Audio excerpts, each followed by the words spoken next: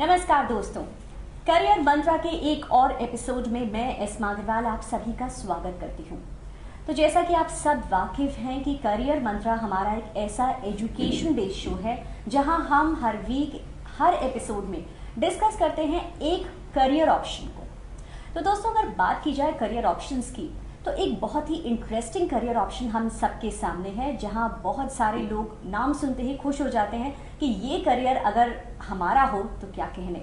जी हाँ, ये career option है साइकोलॉजी यानी मनोविज्ञान। एक बेहद ही इंटरेस्टिंग, क्यूरियस और बढ़िया करियर। तो आज इस एपिसोड में करियर मंत्रा के हम बात करने वाले हैं psychology as a career option की, और हमारे साथ में गेस्ट हैं डॉक्टर मीनाक्षी ठाकुर, जो कि बियानी कॉलेज में डिपार्टमेंट ऑफ साइंस में हेड हैं। डॉक्टर मीनाक्षी ठाकुर, आपका बहुत बहुत स्वागत है करियर मंत्रा के इस एपिसोड में। Thank you very much. Psychology नाम सुनते ही लगता है कि वाह, अगर इसमें करियर हो तो क्या कहने। ऐसा क्यों है? साइकोलॉजी असल में क्या है, मनोविज्ञान क्या है, सबसे पहले आपसे जानना चाहेंगे हम ये। Right, basically psychology as the name suggest, जैसे आपने कहा मनोविज्ञान, पीपल इंटरप्रेट मनोविज्ञान means something which we can understand by the soul, by the mind, but it is a wrong conception. We can't study mind, we can't study soul.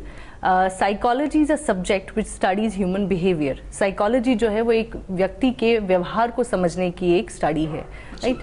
सो जब हम psychology कह रहे हैं, that means it is a science of something, and science demands facts and figures.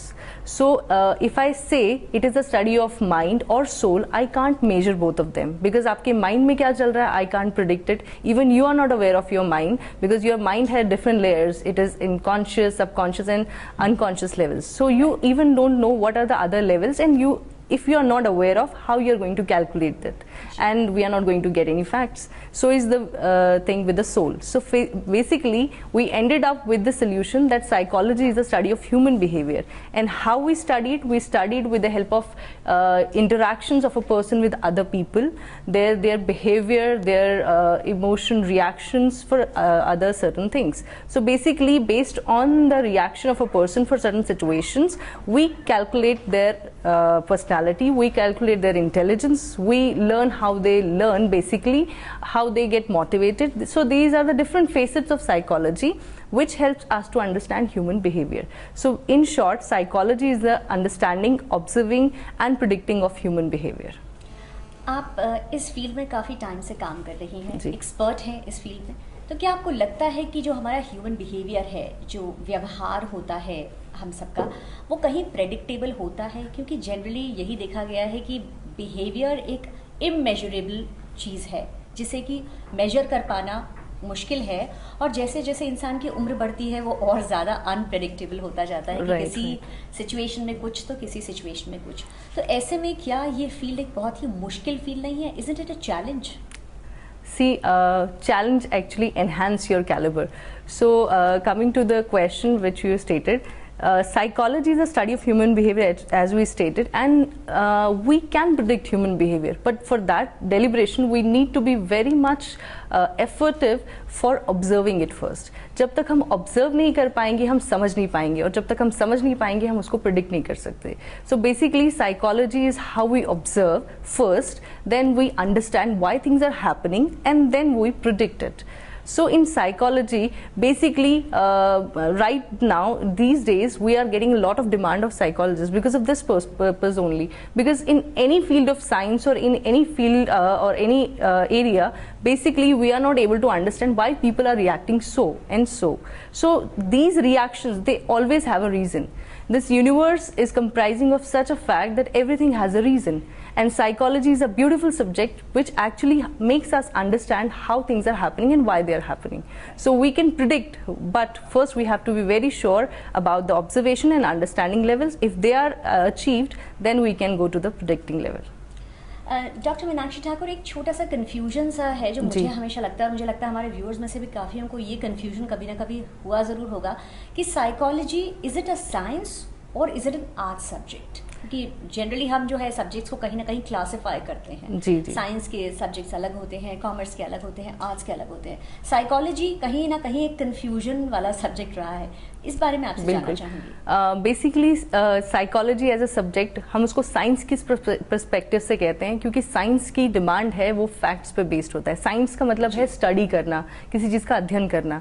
तो psychology को अगर हम science के एस्पेक्ट से देखें तो वहाँ पे हम जो भी बात करते हैं उसका एक कारण रहता है और एक कारण को खोजने के लिए बात की जाती है। उसमें सारी थियोरीज रहती हैं, एक्सपेरिमेंट्स रहते हैं, तो that's why it's a science. जब हम आर्ट्स की तरफ इसको लेके चलते हैं, आर्ट्स में हम बेसिकली इस सोशल स्ट्रक्चर को डिस्कस करते हैं या सोशल स्ट्रक्चर के डिफरेंट फेसेट्स को डिस्कस करते हैं। तो साइकोलॉजी बेसिकली सोसाइटी की वो सारी चीजें जो एक बेसिक ह्यूमन पे डिपेंड करती है, उस ह्यूमन के सारे एस्पेक्ट्स को डिफाइन करता है। तो इसीलिए ये आर्ट्स का भी एक सब्जेक्ट है। So basically it is an amalgam और a combination of science and arts. ये इन दोनों का मिश्रण है। यानी कहीं ना कहीं साइंस से इसका कोरिलेशन इसलिए है क्योंकि इट्स बेस्ड ऑन फैक्ट्स, जो स्टडीज की गई हैं और उसके हिसाब से जो इन्फ्रेंसेस निकाले गए हैं, that makes it closer to science, and since it has a social relevance it makes it closer to arts. Exactly. Interesting, very interesting. अब हम आते हैं scope of psychology, यानी कि साइकोलॉजी सब्जेक्ट का एज अ करियर ऑप्शन क्या scope है आगे, खासकर हम बात करें यदि इंडिया, हिंदुस्तान की तो। Right now psychology has gained and different aspect. Psychology का जो एक नज़रिया है लोगों के सामने वो बिल्कुल बदल रहा है, क्योंकि रेस्टलेसनेस बहुत है सोसाइटी में, डिफरेंट रिएक्शंस आते हैं डिफरेंट जगहों से, और लोग जो हैं वो कहीं भी वो चीज़ जो जानना चाहते हैं या पाना चाहते हैं उसके लिए उनके माइंड में क्लैरिटी होनी चाहिए, हम क्या कर रहे हैं और क्यों कर रहे हैं। So psychology basically is somehow giving us an understanding why people do things and how they perform things. So basically as per your question, psychology जो है वो सभी चीज़ों को define करता है। अगर हम किसी person को usually ऐसे ही कह दिया जाता है कि वो बच्चा बहुत intelligent है, but हमारे intelligence के measure करने के parameters क्या हैं? हम एक अचीवमेंट स्कोर के बेसिस पे कि उसके एग्जाम फाइनल एग्जाम में इतना अच्छा स्कोर आया so that student is intelligent, ये कहें तो गलत होगा, क्योंकि एक दिन की परीक्षा में आपकी बहुत सारी परिस्थितियां रहती हैं। आप अच्छा करते हैं, that means that day has been good for you because उस दिन आपके माइंड में कोई स्ट्रेस नहीं था, आपने बिल्कुल लाइट होकर प्रिपरेशन की है। अगर आप अच्छा नहीं करते हैं, माइट भी आपके साथ कुछ सुबह बुरा हुआ है जिसकी वजह से आपके उस परफॉर्मेंस पे इम्पैक्ट आया है। सो हम उस एक चीज को कभी मेजर नहीं कर सकते इस पर्सपेक्टिव पे। बेसिकली इंटेलिजेंस जो है वो आपके टोटलिटी जिसे हम कहते हैं कंप्लीट एंड कॉम्प्रिहेंसिव इवैल्यूएशन के बेसिस पे होता है कि आपकी जो एज है और आपकी जो रिएक्शंस है वो फिजिकल एज और आपकी जो मेंटल एज है उसके रेशियो को हम जब कैलकुलेट करते हैं वो आपका बेसिकली एक इंटेलिजेंट कोफिशिएंट निकलता है जो आपको इंटेलिजेंट कहते हैं। में दिस इज वेरी इंपॉर्टेंट कि जहाँ पे scores are the main criteria of students intelligence. Right. यहाँ के तो मुझे लगता है कि हर जगह ही ये जानना बहुत ज्यादा जरूरी है कि intelligence is an all compassing element. Exactly, very true. और अगर बात करें कि यदि कोई स्टूडेंट एक साइकोलॉजी में डिग्री सिक्योर करने के बाद करियर ऑप्शंस के बारे में सोचता है, या और पहले की बात करें तो 11th या 12th में जब सब्जेक्ट सिलेक्शन होता है बेसिकली, तो अगर तब वो साइकोलॉजी ऑप्ट करते हैं तो आगे उनके पास फील्ड्स क्या ओपन रहती हैं? अगर 11th-12th में बच्चे साइकोलॉजी एज अ सब्जेक्ट लेके चलते हैं तो उनके पास सामने पर्सपेक्टिव ये रहता है कि वो ग्रेजुएशन लेवल पे psychology as a foundation course ले सकते हैं, depending upon their interest rate. अगर वो they are in deep interest तो वो उसको बीए एज एन ऑनर्स भी ले सकते हैं और बीए साइकोलॉजी पास कोर्स में भी ले सकते हैं। उससे ये होगा कि उन्हें साइकोलॉजी के जितने उन्होंने चीज़ें टर्म्स एंड टर्मिनोलॉजीज पढ़ी हैं, बेसिक्स पढ़े हैं, उसको और अच्छी तरीके से समझने में हेल्प हो सकती है। अब साइकोलॉजी में हमारे पास स्ट्रक्चर ऑफ ब्रेन, हमारा नर्वस सिस्टम, ये सब चीज़ें भी रहती हैं। सो somehow it connects them with their own self. वो अपने आप को माइंड में रख के उन चीज़ों को और अंडरस्टैंड कर सकते हैं। So in graduation they can opt for this. और आफ्टर ग्रेजुएशन वो जब मास्टर्स करते हैं साइकोलॉजी में, सेकेंड ईयर में उनके पास ये क्लैरिटी हो जाती है वो किस तरह की साइकोलॉजी को अंडरस्टैंड ज़्यादा अच्छे से करते हैं और उसमें अपना फ्यूचर बनाना चाहते हैं। जैसे we have child psychology, we have clinical psychology, industrial psychology. So it depends upon a student वो किस तरह की साइकोलॉजी में ज़्यादा रुचि रखते हैं और उसी हिसाब से वो सेकेंड ईयर में अपने लिए एक सब्जेक्ट ऑप्शन लेते हैं जिसके बेसिस पे उनका एक रिसर्च वर्क होता है। वो रिसर्च वर्क इस्टेब्लिश करता है कि बच्चे की अंडरस्टैंडिंग और उस स्पेसिफिक स्ट्रीम में कितना इंटरेस्ट है। सेकेंड थिंग, अगर वो क्लिनिकल साइकोलॉजी लेते हैं, दैट मीन्स वो एक साइकोलॉजिस्ट बनने के इंटरेस्ट में है, तो उन्हें एक इंटर्नशिप प्लान दिया जाता है। इंटर्नशिप प्लान उनका 6 मंथ्स का रहता है सेकेंड ईयर मास्टर्स में। वो उनके लिए एक रोड मैप बन जाता है कि अगर वो एक साइकोलॉजिस्ट बनना चाहते हैं तो उन्हें क्या क्या चीज़ें जानना ज़रूरी है। Can I add something more to this?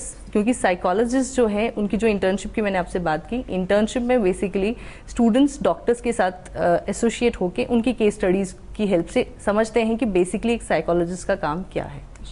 Right, see this is getting more and more interesting. जैसे जैसे हम साइकोलॉजी एज अ करियर में अंदर जा रहे हैं तो हमें पता लग रहा है कि साइकोलॉजी सिर्फ एक वर्ड नहीं, अपने आप में पूरी एक दुनिया है। बिल्कुल। तो आपसे कुछ और चीज़ें जानना चाहेंगे साइकोलॉजी एज अ करियर के बारे में। फिलहाल लेंगे एक छोटा सा ब्रेक। तो दर्शकों, आप कहीं जाइएगा मत। यदि आप जानना चाहते हैं कि साइकोलॉजी में आप किस तरह से अपना करियर बना सकते हैं और कैसे ये फील्ड और क्यों ये फील्ड इतनी इंटरेस्टिंग है, तो please stay tuned with career Mantra after this short break.